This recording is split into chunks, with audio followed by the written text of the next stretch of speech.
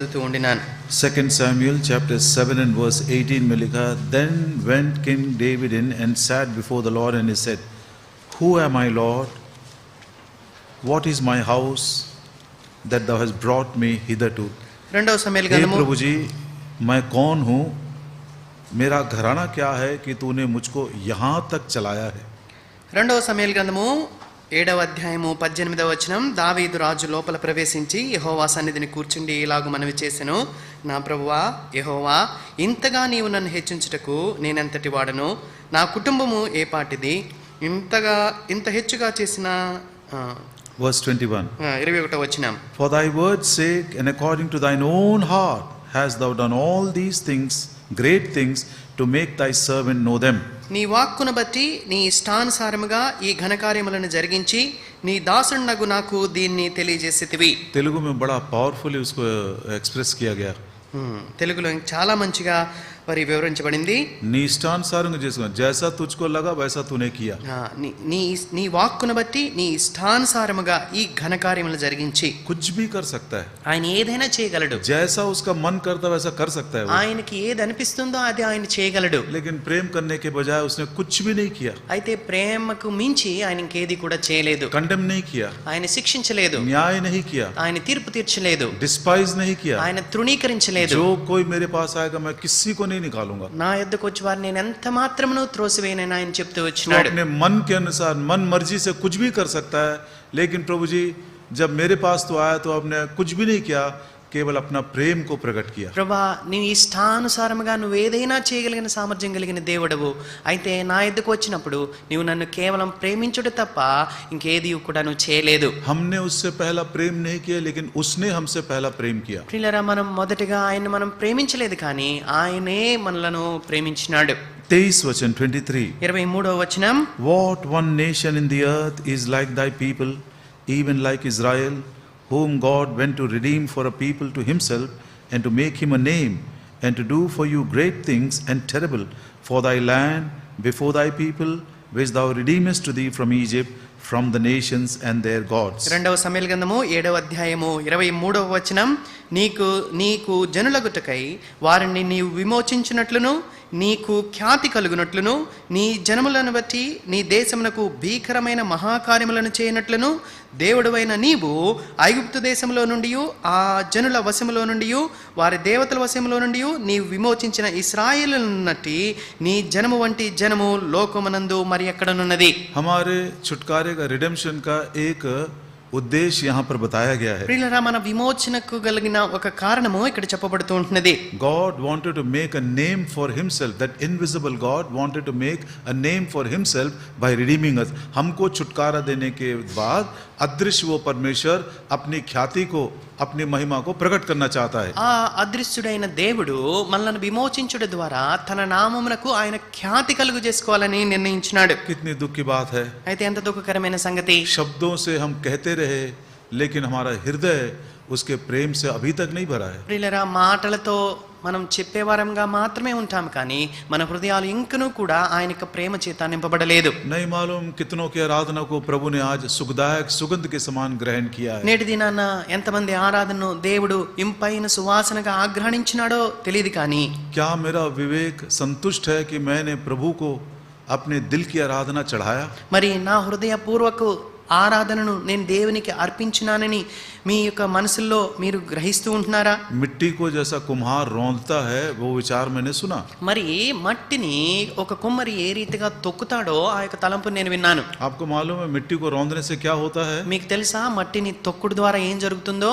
Andrew Floyd को जब घुटने के नीचे उसके गर्दन को दबा दिया तो क्या बोल रहा था वो? ఆండ్రూ ఫ్లాయిడ్ ను ఆయన మోకాళ్ళ మధ్యలో ఆయన మెడ వేసి వంకుతూ ఉన్నప్పుడు ఆయన ఏం చెప్పినాడు తెలుసా? Officer, I cannot breathe. అధికారి, అయ్యా నేను శ్వాస తీసుకోలేకపోతుంటున్నాను. उसने अपने मम्मी को याद किया, मम्मी याद किया. ఆ సమయంలో అమ్మా అని ఆయన జ్ఞాపకం చేసుకున్నాడు. क्रूस के ऊपर जब प्रभु यीशु मसीह को रौंद रहा था तो उसने కలువరిశిలలో ప్రభువైన యేసు క్రీస్తు వారిని కూడా అదే రీతిగా తొక్కుతూ ఉండినారు. He remembered his father. ఆ సమయంలో ఆయన తండ్రిని జ్ఞాపకం చేసుకున్నాడు. कितनी आसानी के साथ बोल देते, मिट्टी के समान तूने मुझको रौंद दिया। हाँ, कौन याद आता है मालूम? दुनिया याद नहीं आती है, ये दुनिया का धन दौलत याद नहीं आता, वो पिता याद आता है जब मिट्टी के समान कुम्हार रौंदता है। ప్రియులరా, మాటలతో చెప్పడం కాదు కానీ ఆ రీతిగా మట్టిని తొక్కినట్లు తొక్కుతూ ఉంటే ఈ లోకము, ఈ ఐశ్వర్యము, ఈ పేరు ప్రఖ్యాతులు జ్ఞాపకం రావు, కానీ తండ్రి అయిన దేవుడు జ్ఞాపకం వచ్చేవాడుగా ఉంటారు. स्वर्ग में प्रभु यीशु मसीह का चेहरा याद आता है जब मिट्टी के समान रौंदते हैं। ఎప్పుడైతే మట్టి వలె తొక్కబడుతూ ఉంటున్నదో పరలోకపు దేవుని ముఖ దర్శనం అనేది మనకు కనబడుతుంది. सावधान, कौन से शब्द हम इस्तेमाल कर रहे हैं आराधना के लिए। ఆరాధన కొరకే ఏం మాటలు వాడుతుంటున్నామో జాగ్రత్త కలిగి ఉండాలి. 2 दिन पहले 2 దినాల క్రితము हमारे फैमिली प्रेयर का पोर्शन था रेवलेशन 18। మా కుటుంబ దినపాఠము ప్రకటన గ్రంథము 18వ అధ్యాయం. वो विचार बहुत दिनों से मैं जानता था, लेकिन उस दिन एक विशिष्ट रूप से प्रभु ने स्पर्श किया। ఆ యొక్క తలంపు అనేక దినాల క్రితమే నేను ఎరుగుదును కానీ మరి ఆ దినాన దేవుడు స్పష్టంగా మరి ఇంకొక కొత్త సంగతి తెలియపరిచినారు. उसी बात को मैं थोड़े शब्दों में बता देना चाहता हूँ। ఆ ఈ విషయాలను నేను కొద్ది మాటల్లో మీతో పంచుకోవాలని కోరుతూ ఉంటున్నాను. रेवलेशन चैप्टर 18, ప్రకటన గ్రంథము 18వ అధ్యాయము. एक ही विचार है, 3 बार उसको बताया गया। ఒకే తలంపు ఆ యొక్క అధ్యాయంలో 3 మార్లు చెప్పబడుతూ ఉంటున్నది. Verse 10, 10వ వచనం, last line, చివరి భాగము. in 1 hour is thy judgment come. ఒక్క గడియలోనే నీకు తీర్పు వచ్చెను.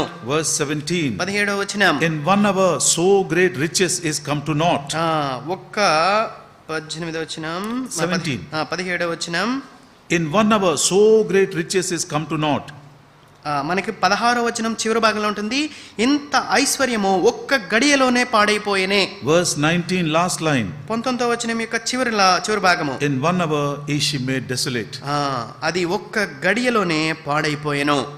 मेरे पास जो लिविंग बाइबल है, నా యొద్ద లివింగ్ బైబిల్ ఉంటూ ఉన్నది. केजेवी में 1 hour लिखा हुआ है, लेकिन लिविंग बाइबल में in 1 moment, एक क्षण में लिखा है। కేజేవి బైబిల్లో అయితే మరి ఒక గంట అని ఉన్నది, మనకు తెలుగులో ఒక గడియ, అయితే లివింగ్ బైబిల్లో ఒక్క క్షణము అని రాయబడి ఉన్నది. एक क्षण में तेरा न्याय हो जाएगा, ఒక్క క్షణంలో నీకు తీర్పు తీర్చబడుతుంది. एक क्षण में तेरे सारे धन नहीं सा हो जाएंगे, नॉट मतलब जीरो हो जाएगा। ఒక్క క్షణంలోనే నీకు కలిగిన ఐశ్వర్యం అంతా కూడా శూన్యమైపోతుంది. एक क्षण में तेरा जीवन उजाड़ हो जाएगा, डेसोलेट हो जाएगा।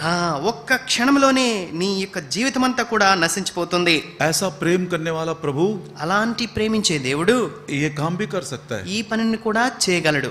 ये वचन को सुनने से पहले ఈ వాక్యాన్ని వెనక మునుపు एक छोटा सा प्रश्न पूछता हूँ आपसे मैं, మిమ్మల్ని నేను ఒక ప్రశ్న అడుగుతాను, सच्चाई से आंसर दीजिए। యథార్థంగా దానికి జవాబు ఇవ్వండి. एक व्यक्ति को 2 कोड़े मारे, ఒక వ్యక్తికి 2 కొరడా దెబ్బలు కొట్టబడ్డాయి. दूसरे व्यक्ति को 10 कोड़े मारे। ఇంకొక రెండో వ్యక్తికి 10 కొరడా దెబ్బలు కొట్టబడ్డాయి. जवान बच्चों में से बताइए, యవనస్తులు जिसको क्यों इसको 2 कोड़े मारे, दूसरे को 10 कोड़े मारे? యవనస్తులు किसका गुनाह या किसकी गलती ज्यादा थी? ఎవరైనా అవస్థల్లో చెప్పండి. ఒకరినేమో 2 కొరడా దెబ్బలు కొడితే ఇంకొక వ్యక్తినేమో 10 కొరడా దెబ్బలు కొట్టారు. ఎవరి పొరపాటు లేకపోతే తప్పిదము ఎక్కువై ఉంటుంది? किसने बड़ी गलती किया? हाँ? जोर से बोलिए, कोई भी एक जोर से बोलिए, मास्क निकाल कर भी बोल सकते हैं, कोई भी एक जवान। हाँ? जिसको 10 कोड़े मिले उसने ज्यादा पाप किया। మనకి సామాన్యంగా అర్థమయ్యే సంగతి ఏంటంటే, ఎవరికి ఎక్కువ శిక్ష విధింపబడుతుందో, అంటే ఎవరికి ఎక్కువ కొరడా దెబ్బలు తగినా అతను ఎక్కువ తప్పు చేసి ఉండవచ్చు. पाप के अनुपात में दंड मिलता है। Our punishment is in proportion to the gravity of our sin. కనుక మనం చేసే పాపానికి అనుగుణంగా మనకు శిక్ష అనేది కలుగుతుంది. 1 కొరింథీ 11 अध्याय, 1 కొరింథీ 11వ అధ్యాయము और उसका 31 और 32 वचन। 31, 32 వచనాలు. 1 Corinthians chapter 11 verses 31 and 32. 1 కొరింథీ 11వ అధ్యాయము 31, 32 వచనాలు. If we would judge ourselves, we should not be judged. But when we are judged, we are chastened of the Lord, that we should not be condemned with the world. అయితే మనలను మనమే విమర్శించుకునేలా తీర్పు పొందకపోదుము. మనము తీర్పు పొందినేలా లోకముతో పాటు మనకు శిక్షావిధి కలుగుకున్నట్లు ప్రభువు చేత